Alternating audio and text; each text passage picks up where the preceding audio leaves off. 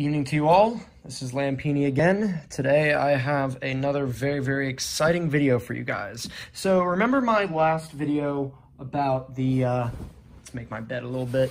There you go.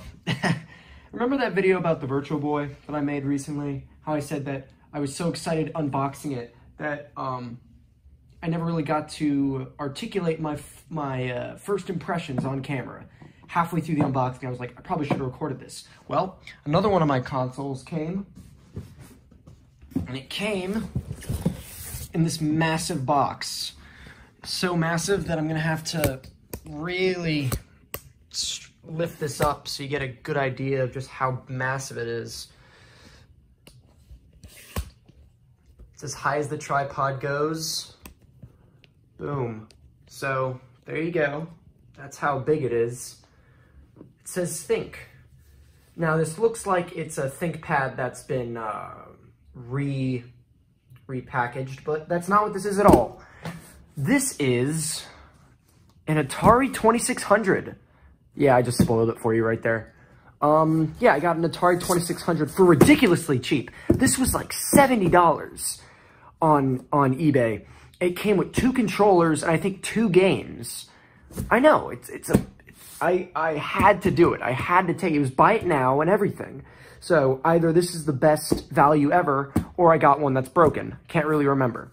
But yeah, this is an Atari 2600. So for the majority of people, they will not find this interesting. But for the small percentage of people that actually watch my videos, maybe they'll be like, wow, Ryan got an Atari 2600. A cute little unboxing video for him. Maybe I can get some enjoyment out of it, just like the Virtual Boy one. The Virtual Boy one is more obscure, but this is a lot older. Now, for all of you who don't know what the Atari 2600 is, it is Atari's first video game console. It's often regarded as the first, like, commercially successful video game console, which is why it's considered to be maybe, like, the first. It came out in 1977, and it's pretty much the thing that got video games booming, really, at home. There were like Pong systems, there were like little systems that played Pong, but other than that, there was nothing else. This was the first one that had like controllers you could plug in, the game cartridges, which then turned into CDs. When you really think about it, this was like the first ever like modern video game console. So that's what kind of makes the Atari 2600 interesting. So what we're gonna do is we're gonna take it out, because there you can see in the inside, it's right in there. We're going to pull it out, and we're going to get my first impressions. Well, it's upside down right now. This is going to be a nice little money shot of the Atari popping right out, and you're going to get my first impressions. I can already get a good look of it. It looks like it's been packed pretty good in there. All right, this is the money shot. 3, 2, 1. Whoa. Yeah, look at all that. This came with a lot of stuff. Here are 2 cartridges. One of them says Laser Blast. Damn, I thought I got more than this. So I got Laser Blast and I got Yar's Revenge. One of the cool things about Atari games is they have little end labels. So like you can put them on a shelf like a book and just be like, you know, I'm going to play Yar's Revenge, and you take that out. So these are the little Atari cartridges. As you can see, they got their cute little artwork, but very archaic to what we have now, but it's not that different, you know? Yes, here we go. So this is what I was looking at. We have Ms. Pac-Man and regular Pac-Man. Now, there's something very famous about regular Pac-Man. It's regarded as being a pretty shit game, basically because it was a prototype that they rushed to market so they could get a game out, you know, early. Yes, I know. Video games have not really changed. More things change, more things stay the same. So, yeah, we got 4 little games here. I'm sure these things are pretty dirt cheap now. And this is the actual console itself. But before we get to that... Oh, it comes with this. Oh, my goodness. This is so useful. That actually is really nice. We'll come back to this, and I'll explain to you why that's really important. Where are the controllers? Are the controllers? Oh, the controllers are still in here. I'm going to knock the camera and then take them out, because we're going to wait until we can finally... We're going to look at the console last. Let's see these 2 controllers. Ooh. Yeah, they certainly look like, you know, Atari controllers. I don't know what I necessarily expected. I knew what they looked like. I knew what they did. So, wire's a lot shorter than I thought. And, yeah, there you go. That's all you had in 1977. You had a little joystick that you could move around like this and a single button. And that's all you had to work with. This does not... Sounds very sticky. That might need to be cleaned. I'm not necessarily too worried about it because I don't know if I'm really going to be playing it all that much.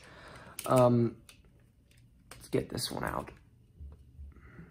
This one actually looks a lot cleaner. Yeah, this one is a bit cleaner. It doesn't creak as much when it goes. But yeah, that's all you had. You had a joystick for you to play your games and a single button. So, we have all that. All these little goodies here. Now, actually, let me lower this, give you a better angle. Yeah, that's actually a lot better. So we have our controllers, which have the same pin connector as the Genesis.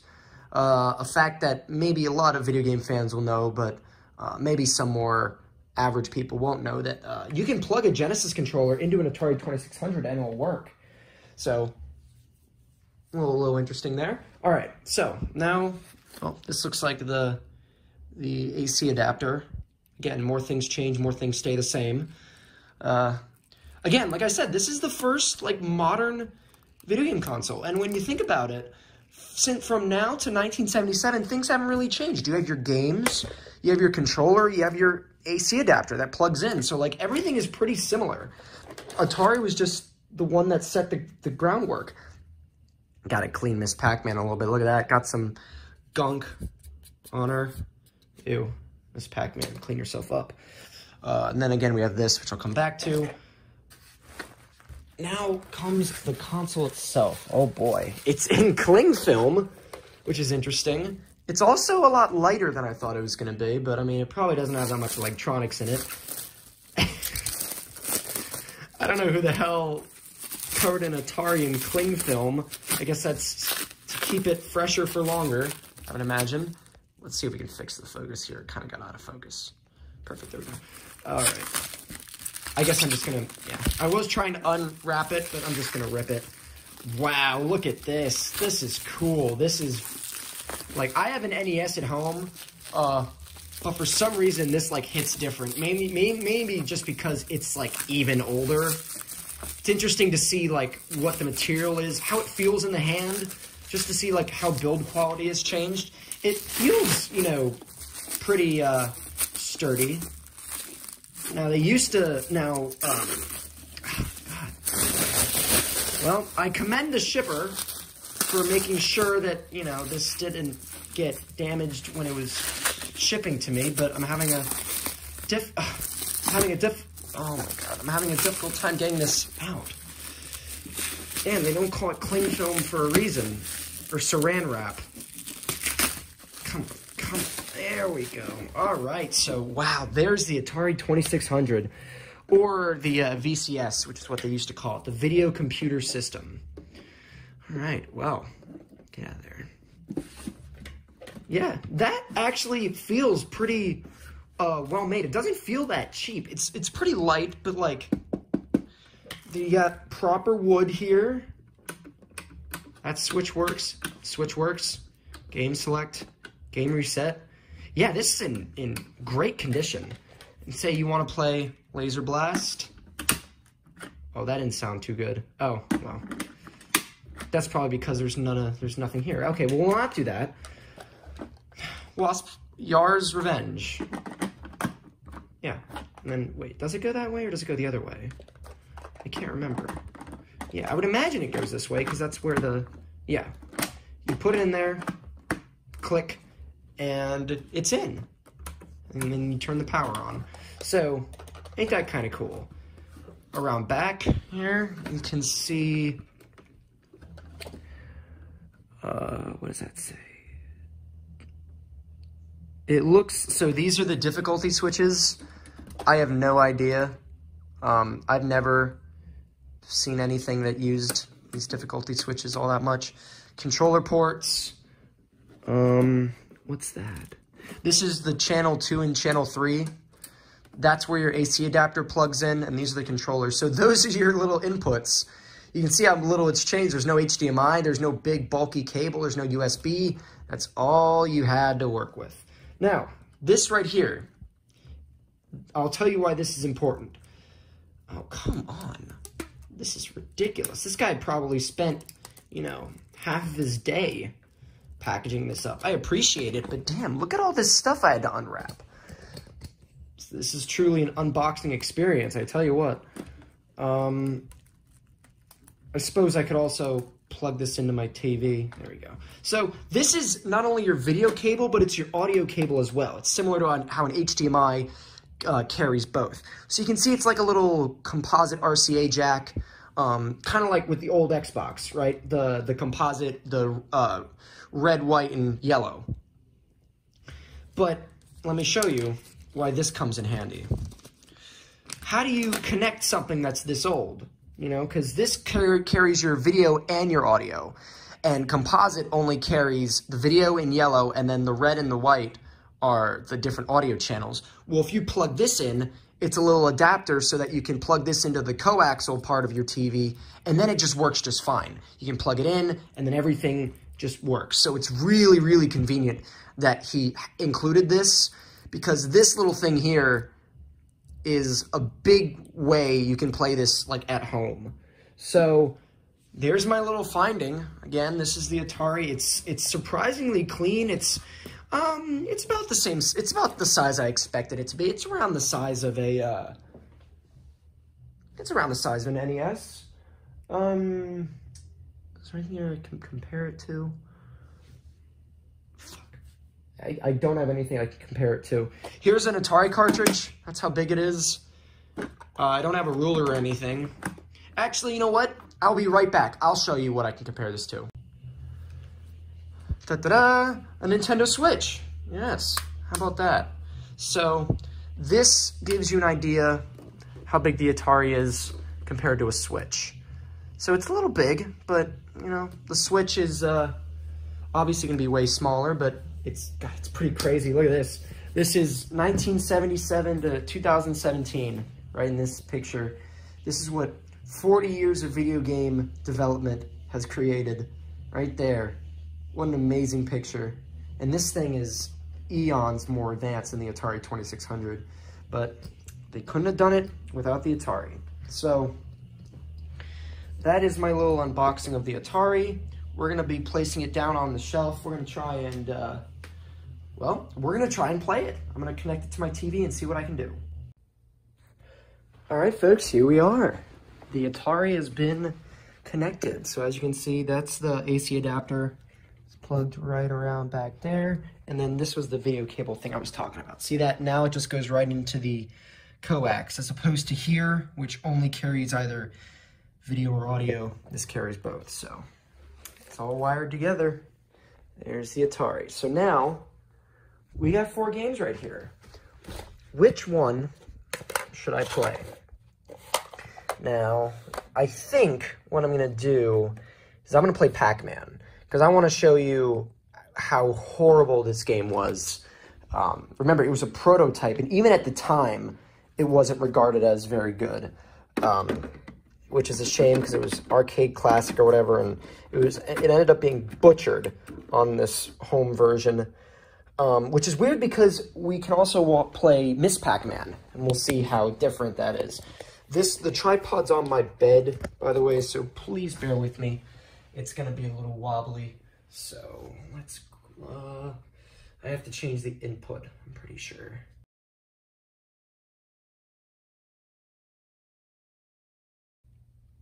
Cable.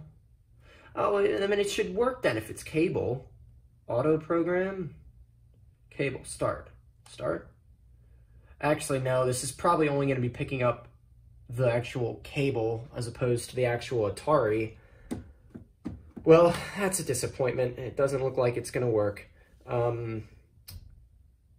Well, even if it doesn't, Well, I mean, wait, well, is that one supposed to be the Atari?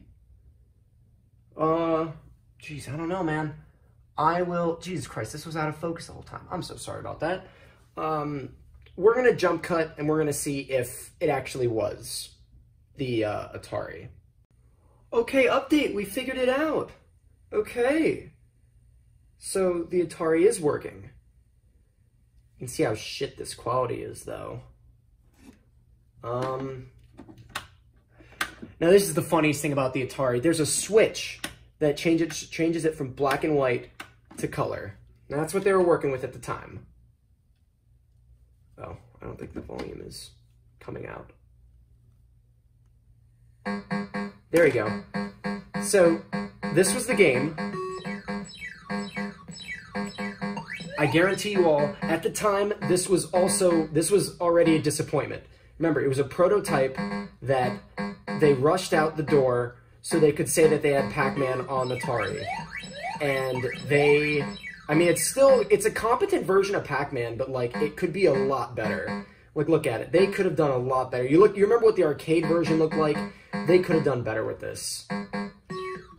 But kind of kicking ass though. We'll finish one level, and then we'll play Miss Pac-Man. Oh, they got me.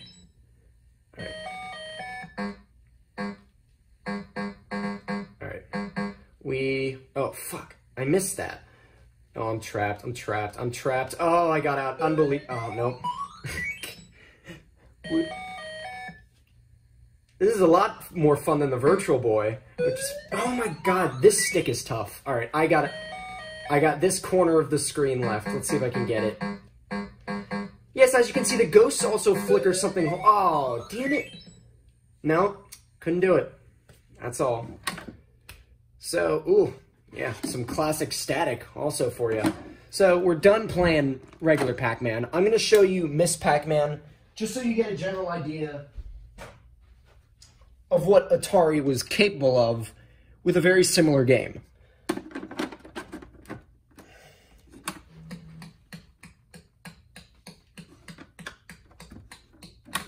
Ooh, excuse me, sir. My TV did not like that. There we go.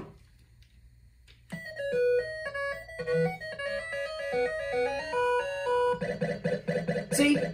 Now see, this is a bit more acceptable. See that? Pac-Man, Miss Pac-Man goes around, they don't flash. See, this is what Atari was more capable of doing, because everyone knows what Pac-Man looks like, you know, and this at least looks like Miss Pac-Man. I remember there were a lot of old Miss Pac-Man arcade cabinets that also had Galaga in them. And look, you have the secret passageway.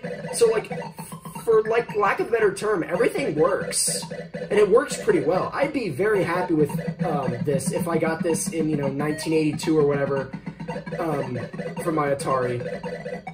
So let's try and get one level of this done, because we might be able to do that. I was real good at Miss Pac-Man back in the day, but that was because the version that I played was a Galaga and Miss Pac-Man combo game, and the Miss Pac-Man in that, she moved way faster than this. This is like the regular speed of Pac-Man, but in that version, Miss Pac-Man moved so fast. So see, like, this is more of what the Atari was capable of. You know, like, now it's starting to see, like, that Pac-Man game was just grossly unfinished, you know? Yep. Certain things have persisted in the video game industry since the dawn of it, since its beginnings, rushing products out before they're ready. You know, never forget it. And again, see, there's the little secret passageways. For all intents and purposes, this is Miss Pac-Man. This is what people were playing in the early 80s. So whenever you say that the new Madden, the graphics aren't good enough or whatever, or that, like, this or whatever doesn't work, this is what other people had to deal with. So I'm actually pretty happy with that I managed to get that to work. So that's my cute little review of the Atari 2600. A very, very important system in the video game history. If it didn't exist, you probably wouldn't have your PlayStation, your Xbox, not even your Switch. Nothing would be around if it wasn't for the Atari. So I feel like this was a lot more of an exciting unboxing than my Virtual Boy because you can actually see the game that's being played. But in any case, that's my review. See you guys.